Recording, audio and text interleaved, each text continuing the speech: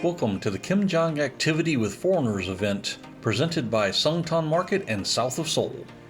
Kimjang, or Gimjang, is an annual activity where people get together in large groups and produce kimchi for the next year. Since this event was specifically for foreigners in the Pyeongtaek area, we started off with a nice lecture about what you want to do and look for in your cabbage. Here's a tip: those outer leaves are important, don't mess them up.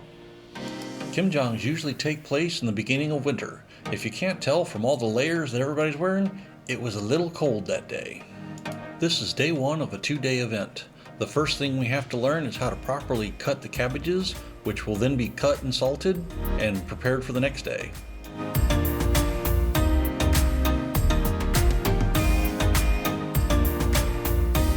Meet Miss Sue, our kimchi making teacher. She's a lovely person and nice enough to take out her time to teach us how to prepare the kimchi correctly. As you can see, this stage of the preparation is going to use a lot of salt.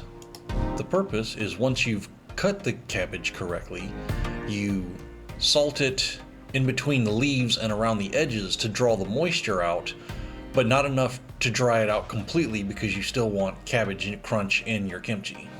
Once the cabbage has been cut and salted, it will sit overnight to cure. Here's a view from one of the stations we had set up, some of the madness as we prepped the cabbage and got ready to stack it. With multiple stations running, we were powering through our cabbages. The cabbages were then stacked in bins to be stored overnight for curing. Once we finished prepping the cabbages and were done for the day, Miss Sue and some of the other dedicated volunteers even stayed overnight to monitor, rotate, and flip the cabbages as necessary so that the ones on the bottom did not go bad.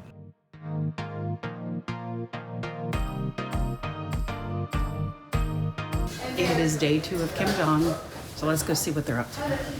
It seems to involve radishes.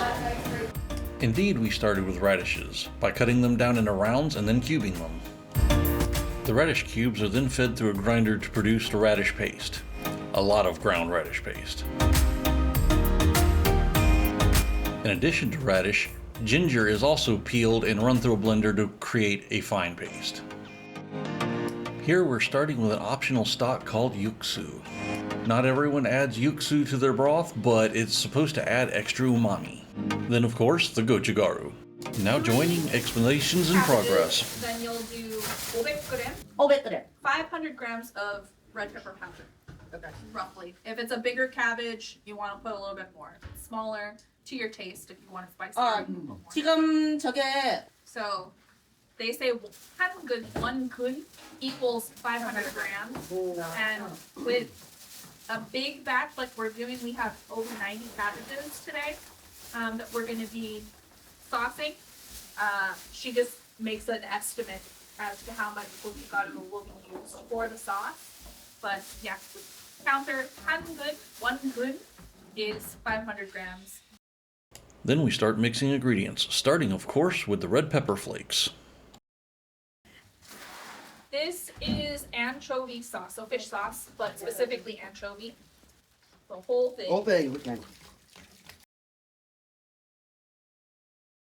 There are two different kinds of fish sauce that we use. So this is the pul. Directly translates to glue. This one in particular is made of glutinous rice flour and water. You just boil a bunch of water and dump your flour. You can do flour, glutinous rice flour. It's up to you. But it helps the sauce stick to the cabbage. This is a different kind of fish sauce. Kanari is sandland type of fish sauce. different fish. The original kimchi back in the day didn't use any fish sauce. It was entirely vegan. So fish sauce was introduced later on and adds a lot more flavor to it. For some people it's kind of a turn off because fish, but it does add flavor, and the fishy flavor dissipates after a while, especially when it's fermenting. Like right now, woo, that smell. Based on your preference, if you want to use fish sauce, you can use fish sauce. If you don't want to use it, what was the alternative? You in James. the broth, you boil the dashi, Okay. the thick health strips, you boil into your broth with vegetables if you want to make it vegan or use no fish. What James is dumping in now is called 새우젓. It's like a shrimp It's called shrimp paste in English, but it's not actually paste. They're like tiny little shrimps. And so sometimes at this point, you'll do a mix of that and raw oysters. Oh, yeah. And it's fantastic. I have to admit, when that happened at my first kimjang, I said, what? This is not being cooked, and those are raw oysters. Yeah. But it turned out fine and delicious. Well, fermentation kills a lot of things. Fermentation solves so many problems. One thing we found out is kimchi recipes are made to taste. There's a basic recipe, but a lot of it is just put in and tasted and adjusted as needed. Part of the reason for the distinction of new kimchi and old kimchi is new kimchi is full of powerful flavors of garlic, gochugaru, ginger, and seafood that need time to age properly. Now that they've added the garlic, it gets mixed in with the gochugaru and the yuksu. At the ingredient tables, here's some green onions or scallions that are being prepped, as well as some radish stems and leaves. Also, cabbages from the day before have been stacked, not so that they dry out, but so that they're not sitting in excess water. Here we can see the ginger paste has been added and is ready to be mixed in, as well as the glue mixture we heard Lisa speaking of earlier, that is a mix of glutinous rice flour and hot water. Here the ground radish has been added and the green onions are being sprinkled in. And of course, in all Korean recipes, there must be sesame seeds.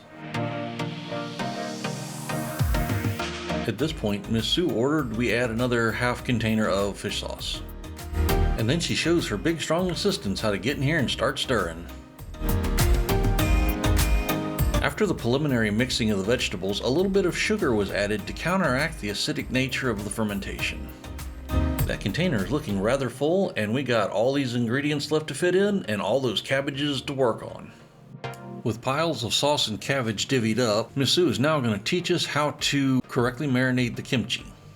As you can see, she goes through the cabbage layer by layer, adding a thin coat of the kimjang paste, ensuring there's enough there to flavor the kimchi, but not enough to be wasteful. After all, there's a lot of cabbage to get through. Once the cabbages are correctly coated, you fold them up, use the outer leaves as necessary to try and secure the package, and then pack several of them tightly together in the containers. Here is one of the other tables working through their assigned stack of cabbage. We were actually packaging kimchi two different ways that day. The ones going in the brown containers were for the people participating. That was the kimchi we were getting to take home. However, we also had some that were being put in these bags and stored in the cardboard boxes that were going to be donated to a local school for school lunches. That's right, somewhere out there there's Korean school children eating Korean food made by foreigners. And so ends day 2 of the kimjang. Participants got to take home their own container of kimchi, which has to be treated correctly. As new or fresh kimchi, it has to sit out for 12 to 24 hours to start initial fermentation.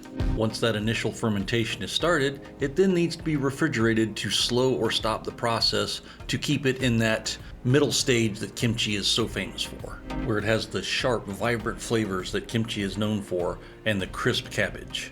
And that, essentially, is what a kimjang is all about.